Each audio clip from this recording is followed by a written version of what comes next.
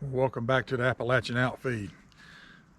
So yesterday we were working on that hemlock and got that chain thrown off the 500i. That ended up being a little bit of a booger to fix. I had to actually get out a Fordham with a little sanding drum to clean up the drive link so I could get the chain to go back in the guide bar. But we did get it cleaned up, and so we're going to spin that thing up here in a minute, the 500i. So what I've got behind me, if you can look uphill, there's a cherry tree way up yonder that uprooted quite a few years ago. Talked about this briefly in another video quite a while back. And the hope and intention is that we're going to get this straighter part up top and get it on the mill as well, and maybe get a few shelf boards out of it. I don't know, something like that. But that's what we're going for. So it's been uprooted for a long time, but there's some roots that are still feeding this thing. I was up there jabbing at it with my knife the other day, and there may be a little bit of dead stuff in it, but I'm hoping that mostly it's still green and not rotten. But we'll find out when we get up there. So the plan is maybe a little bit backwards to most people's thinking. I'm going to use the 500i to get this lower stuff because I'm on fairly stable footing. Now down here on this end, it is kind of rotten and dead, very dead. So, and I don't have a lot of cutting to do with the 500i down here. Because there's so little that's on flat ground down here. Once I have to start climbing up the hillside, I'm going to get the 170 out and use that to make my cuts up there. I'm going to chunk this thing out in as big of pieces as I can feel like I can manage. So I'm minimizing the amount of cutting that I'm doing on the side of this hill. Some of this is going to be firewood. One of the things I did while I took a little hiatus from making videos was I got a barrel stove put together for the shop. And so some of this wood that's not as high quality for burning will be burned in the barrel stove. So now I got to build me another wood holding place for my shop wood. That's another talk. But so that's some of this stuff will be going and getting burned in the shop in the barrel stove because it's not going to be really high quality firewood. But the point of the video is me climbing up on this hill, trying to cut this cherry out. I don't know that we'll be working on getting it down here today. I've got, now gravity's going to do some of it because that hill is billy goat steep. Tomorrow evening, my rope power puller is supposed to be delivered. So if I got to snake and skid that bigger piece down, the piece that I'm hoping is going to be nice enough to mill, if I got to get that down, that'll happen within a couple of days with that rope power puller. That may be the maiden voyage for that thing. We'll see how it goes. Gravity may take care of it. I don't know. All right, let me stop talking and get to cutting. Stand by.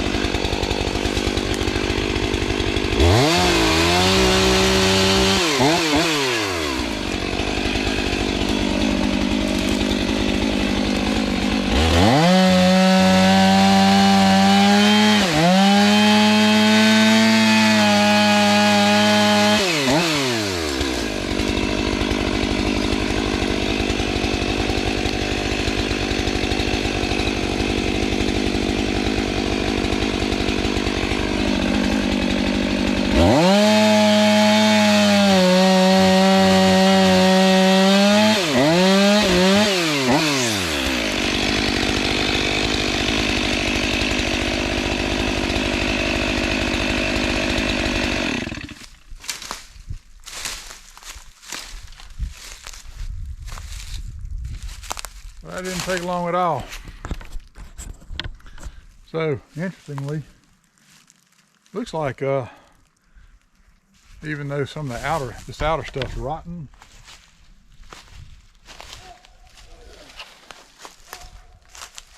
yeah, kind of looks like we got some pretty decent wood on the inside, still in the middle there. So that gives me hope that the stuff further north here is going to be good and green. This stuff actually got a wet feel to it too. So yeah, that's pretty encouraging. All right, so let me get this thing reset and figure out how to get up this hill and get to cutting.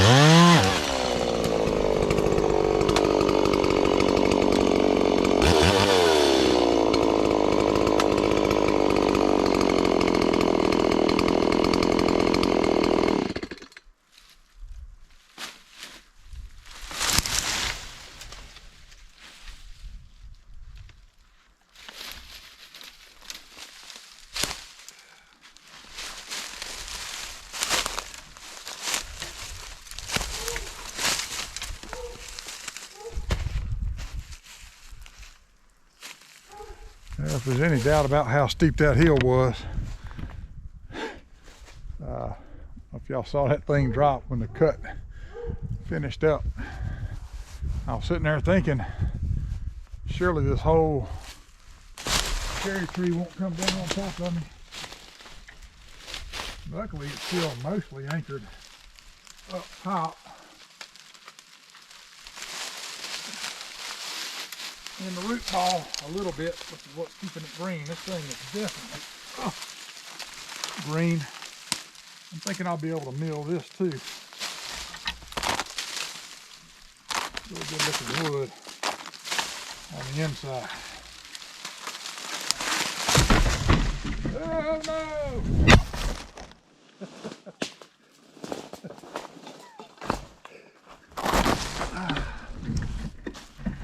You guys okay? Sorry about that. That was not intended.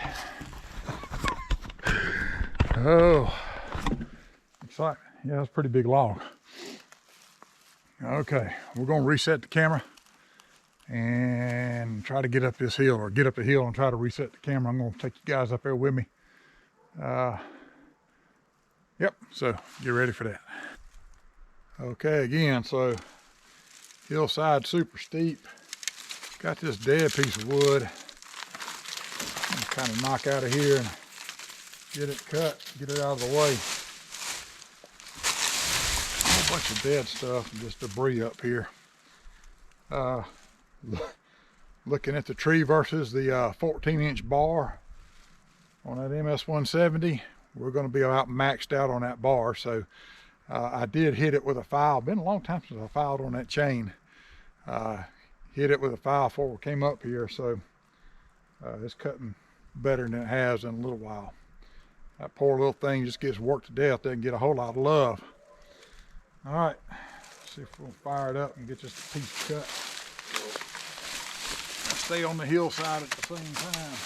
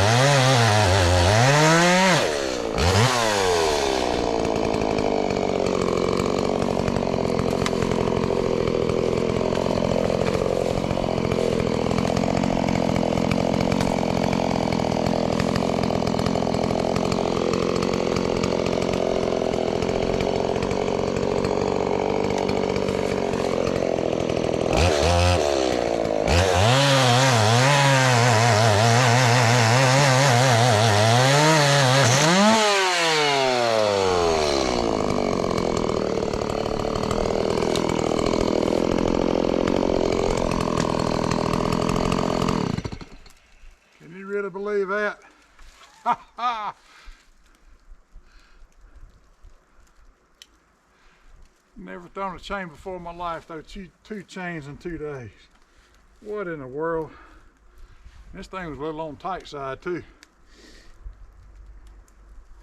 The deal is, I think this log's cut all the way through, but it's binding. So, yep. Dadgum. I need to put another cut higher up in it and the whole thing's gonna let go and just settle down. But first, we're gonna have to fix this or get the 500 out, one of the two. Dadgum. Now this one doesn't look like it has quite as much drama as that 500, so hopefully it'll go right back on and we can get back in business. What are you gonna do? All right, guys, hold on. Okay, we're back. Got the chain back on the 170. Wasn't nearly the ordeal of dealing with that 500i chain yesterday. So you can bet that sucker's on there a little bit tighter than it was a minute ago. I don't know what's up. Anyway, so this last cut we was making, it is all the way through. And looking at what I can see, what's happened is the wood has pinched at the top because of the way everything's laying. But that pinch, that wedge, lets me look in there and see that, yeah, man, this is some good wood. It's going to be very millable. Hopefully it's straight enough to get some, yeah, we're going to be able to get some good boards out of this. So I got one more cut to make here. There's a little bend right here and actually a stop on the bottom side that I've already cut off a while ago. So I'm going to try to make that cut right there. This is a little much for that 170. Either the 390 or the 500i would do better, but I'm going to tell you what, just the commute up here, pretty rough. Just toting that 170. So we're going to try it with this saw and see how it goes. All right, let me get my ears in to dull the monstrous scream of this lightly modded 170. We'll get her fired up.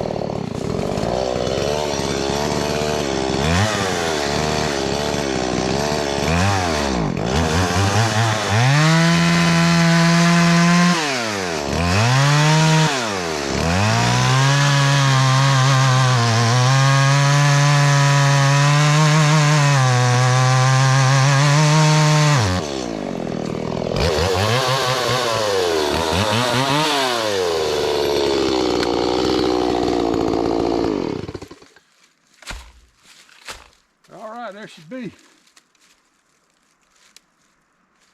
Y'all hear that thing give out on me when I turned it kind of cattywampus on there?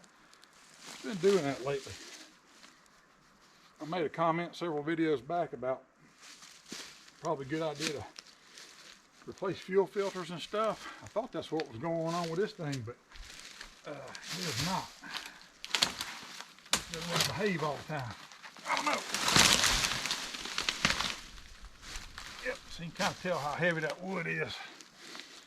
Whew. All right. So we still got a huge chunk of wood left to cut. It occurs to me it might be better to do this in 2 or 3 8-foot sections, but you know what? A, I don't have my tape measure with me. B, I still think I'd rather deal with one big chunk of wood rather than 3 smaller pieces of wood, and Lord knows we got gravity working for us. So we're going to stick with the plan and do the one more cut thing. That's going to be a little bit of a challenge because, as you're about to see, if I can make it up there to you guys.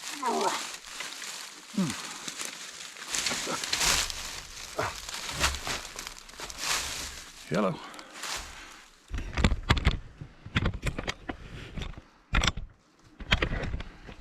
So what we're going for is to cut right there, right up past that tree.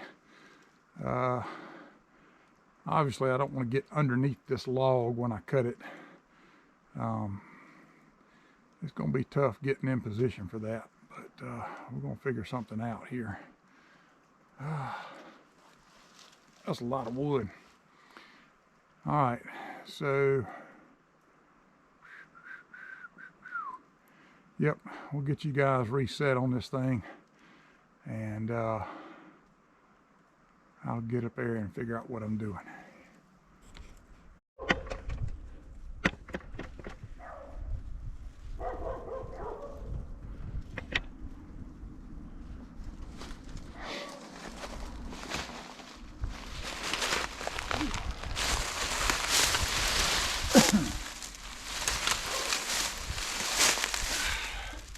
All right, I spent the last, I don't know, 10 minutes looking at this thing, trying to figure out the best place to cut.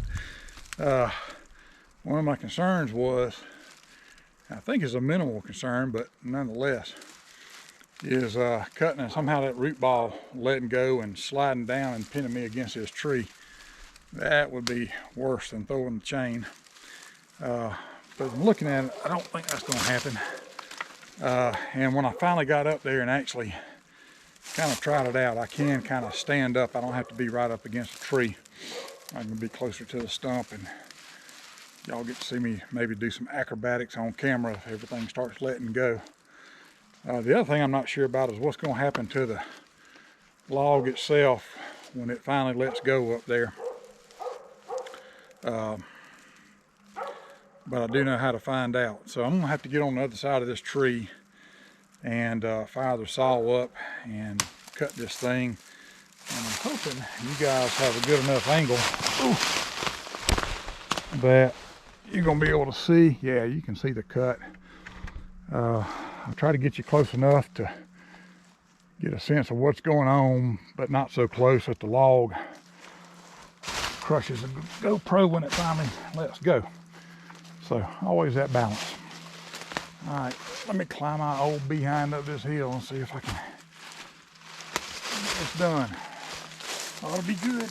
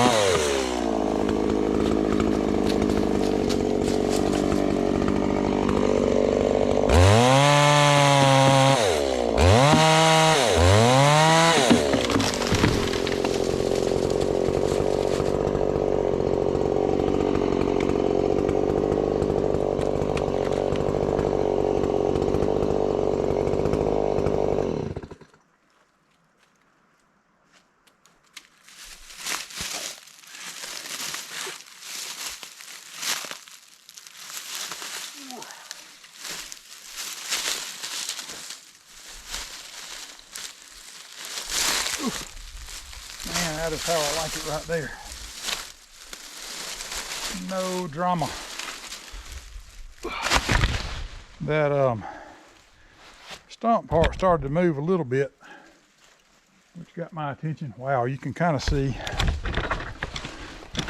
on the stump part, y'all picking up the lateral cracks in that stump. Yeah, so there was.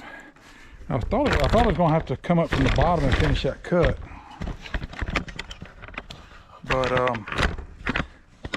obviously gravity was doing its thing. So that's a little powdery on the bottom, but that ain't bad at all. It's not very deep. So yay for that. That's going to be a good milling log. Glad to have that one out of the way. That was a little ticklish. Oh yeah. Got some definite punky stuff in there, but it ain't too deep. So, and what's below that is good solid wood. So, call that one a win. All right, dudes, we are going to pack it all in for the day and then await the delivery of our power puller. And we'll get up here in the next day or so, weather permitting, and get this thing off this hill. The good thing about that power pull, it's coming with 100 feet of rope, so it's going to give me some good standoff distance. Everything's all warbly and cattywampus. But yeah, that's what we're going to do. I'm going to throw these smaller chunks on down there and kind of get them out of the way and cleaned up.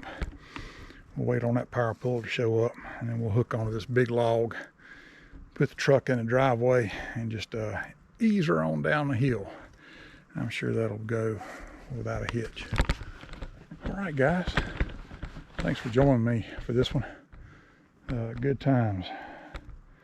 All right, till next time, this is Appalachian Outfeed. Out.